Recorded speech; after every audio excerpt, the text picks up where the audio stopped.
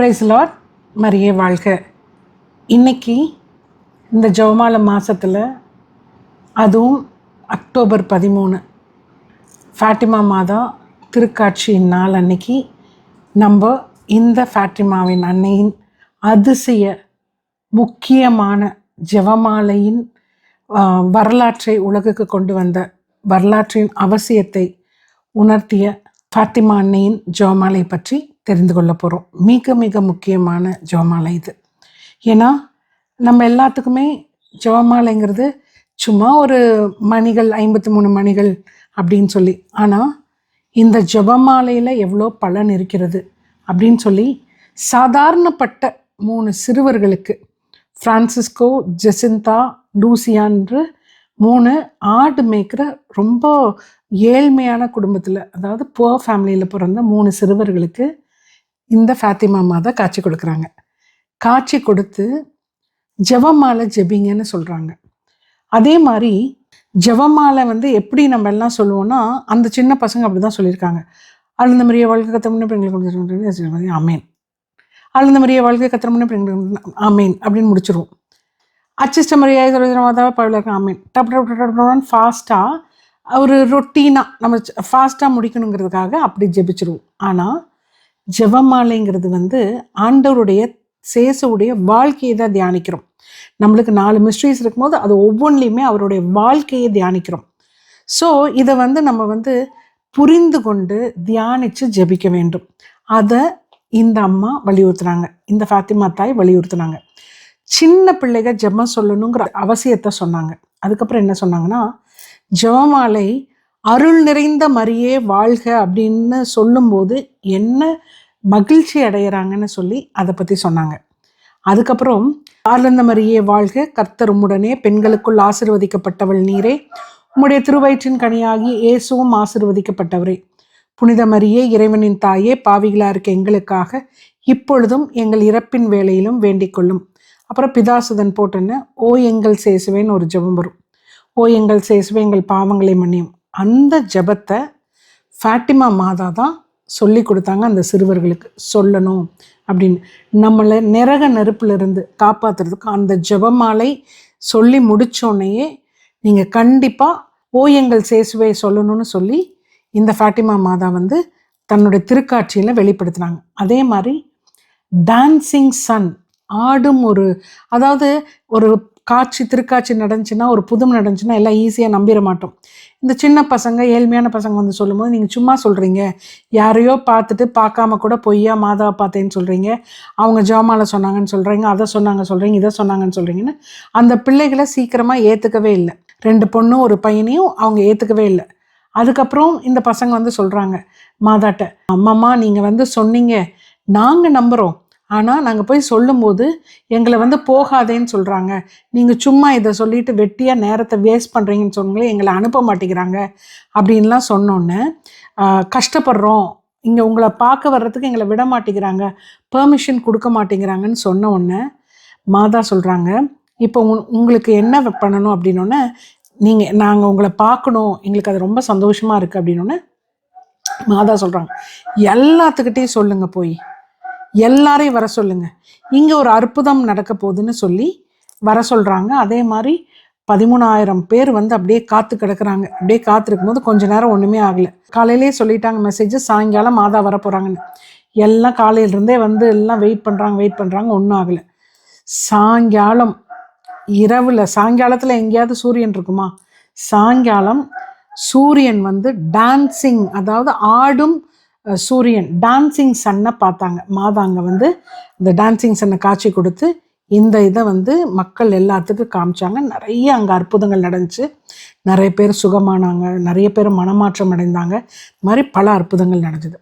அதே மாதிரி நரகத்தின் காட்சியை ஃபாத்திமா அன்னை அந்த சிறுவர்களுக்கு கொடுத்தார்கள், காமிச்சாங்க. மெக்கேல் சமண சாண்டவருடைய அஞ்சு இந்த பிள்ளைங்க பயந்துக்குச்சு நரகத்தை பார்த்தோன்னே. மெக்கேல் சமண சாண்டவர் அவர்களுக்கு காவல் தூதராக நிறுத்தி அப்படியே அதையும் காமிச்சாங்க. காவல் தூதரோடு அப்படியே மோட்சத்தை அப்படியே காமிச்சிட்டு, அதுக்கப்புறம் நரகம்னு ஒன்று இருக்குது, ஜெபமாலை ஜெபிச்சா மட்டும்தான் நம்ம எல்லாம் தப்பிச்சுக்க முடியும் அப்படின்னு சொல்லிட்டு அதை பற்றியும் வலியுறுத்தினாங்க. இன்னொன்று என்னென்னா, லூசியா அம்மா ரொம்ப வருஷம் இருந்தாங்க. சென்ட் லூசியா சிஸ்டர் நம்மளுக்கு தெரியும். அவங்க கிட்ட வந்து மாதா 3 ரகசியத்தை, ஃபாட்டிமா சீக்ரெட்னு சொல்லுவாங்க, 3 ரகசியத்தை வெளிப்படுத்தினாங்க.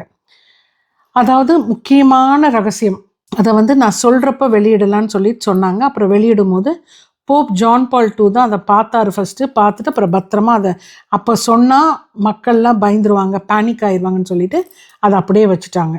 அந்த 3 ரகசியம் என்னென்னா, லிஸ்பன் மேலே போர் தொடுக்கிறதா இருந்துச்சு. ஜெபமாலை ஜெபிங்க, ஜெயம் வரணும்னு சொல்லி சொன்னாங்க. அதே மாதிரி மக்கள்லாம் ஜெபமாலை ஜெபிச்சாங்க. அந்த போரே வராமல் தடுக்கப்பட்டது. 2வது, ரஷ்யா மனம் மாற்றத்துக்காக மாதாவின் மாசற்ற இருதயத்துக்கு ரஷ்யாவை ஒப்புக்கொடுங்கன்னு சொல்லி மாதா சொன்னாங்க.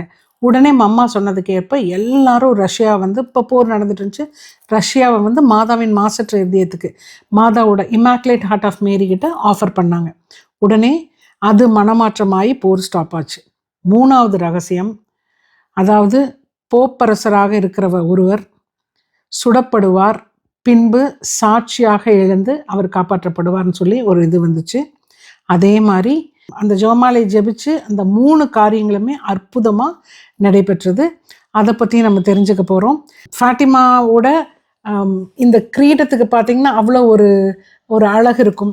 இந்த ஏன் வந்து இந்த கிரீடம்னு பார்த்திங்கன்னா, இந்த கிரீடத்துக்குன்னே தனி ஒரு ஜெபமாலை இருக்குது. அதாவது the crown of a lady of ஃபாட்டிமான்னு இருக்குது. அதே மாதிரி 100 years ஆஃப் ஃபாட்டிமான்னு ஒரு ரோசரி வந்துச்சு. அதாவது மாதா காட்சி கொடுத்து, ஃபாட்டிமா மாதா காட்சி கொடுத்து 100வது வருஷத்துக்கு ரொம்ப சிறப்பாக கொண்டாடி ஒரு ஜெபமாலையெல்லாம் திருவை வெளியிட்டாங்க. என்ன காரணத்துக்காகனா, ஜெபமாலையை பற்றி, இவங்க தான் இன்னொரு ஃபார்ம் ஆஃப் ஜெபமாலை மாதா, ஜெபமாலை பற்றி வலியுறுத்தின இன்னொரு திருக்காட்சி வந்து ஃபாட்டிமா மாதா திருக்காட்சி தான். அந்த க்ரௌனுக்கும் ஒரு முக்கியமான ஒரு பங்கு இருக்குது. அதனால் அதுக்குன்னு ஒரு ஜெபமாலை. இது பார்த்திங்கன்னா அந்த ஃபாட்டிமா மாதா எங்கே காட்சி கொடுத்தாங்களோ அந்த இடத்தினுடைய இது டெரான்னு சொல்லுவாங்க, அதுக்குரிய ஜெபமாலை. இன்னொன்று பார்த்திங்கன்னா ஃபாட்டிமா மாதாவுடைய க்ரௌனை குறித்து இருக்கிற ஜெபமாலை இது. அந்த க்ரௌனில் வந்து ஒரு பெரிய விசேஷம் இருக்குது. அதை வந்து நம்ம இன்னொரு இதில் வந்து அந்த க்ரௌனில் அந்த 3வது ரகசியத்தில் ஒருத்தர் சுடப்படுவார்னு சொன்னாங்க இல்லையா, அதுக்கும் அந்த க்ரௌனுக்கும் ஒரு சம்மந்தம் இருக்குது. அதை பற்றி அந்த ஜெபமாலையை பற்றி பேசும்போது நம்ம இதை வந்து வலியுறுத்துவோம். இன்னொன்று பார்த்திங்கன்னா அந்த 3 சிறார்கள் இருக்காங்க இல்லையா, ஜெசிந்தா, ஃப்ரான்சிஸ்கோ, அவங்களுடைய ஆடை, திருப்பண்டம், ரிலிக்ஸ் எல்லாம் இங்கே திருக்காட்சிக்கு வச்சுருக்கு. இந்த 3 பேர் தான் அந்த பொண்ணுங்க. இந்த டான்சிங் சன்னோட திருக்காட்சி இது. மாதா வந்து ஒவ்வொரு தடவையும் காட்சி கொடுத்து அந்த அவங்களுக்கு வந்து ஜெபமாலையின் வல்லமையை, ஜெபமாலை எவ்வளோ முக்கியம்னு சொல்லி வலியுறுத்தினது ஃபுல்லாக இருக்குது. இவங்க முதல் திருக்காட்சி வந்து 1917. அப்புறம் அதே 100 வருஷம் கழித்து அவங்க சில மெசேஜ் சொன்னாங்க. அதாவது ஃபாத்திமா அன்னையின் காலம் 100 வருஷம்தான் ஒரு காட்சியின் அது. அவங்க என்னென்னலாம் சொன்னாங்களோ அதெல்லாம் நடந்துச்சு. அதனால தான் அவங்க ஜெபமாலை ஜெயிச்சு நிறைய ஜெயங்கள் அடைஞ்சனால 100வது விழாவை முன்னிட்டு ஒரு ரோசரி 100 செனட்டரி இயர் ஆஃப் அப்படின்னு சொல்லிட்டு ஒரு ஜெபமாலை வெளியிட்டிருக்காங்க. அந்த ஜெபமாலை இங்கே திருக்காட்சிக்கு இருக்குது.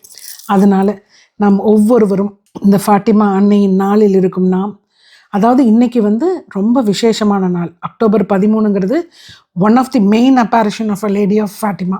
ஸோ நம்ம இந்த ஃபாத்திமா அன்னையின் நாளில் இருக்கிற நாம் ஒவ்வொருமே இன்றைக்கி ஒரு ரெசல்யூஷன் எடுப்போம்.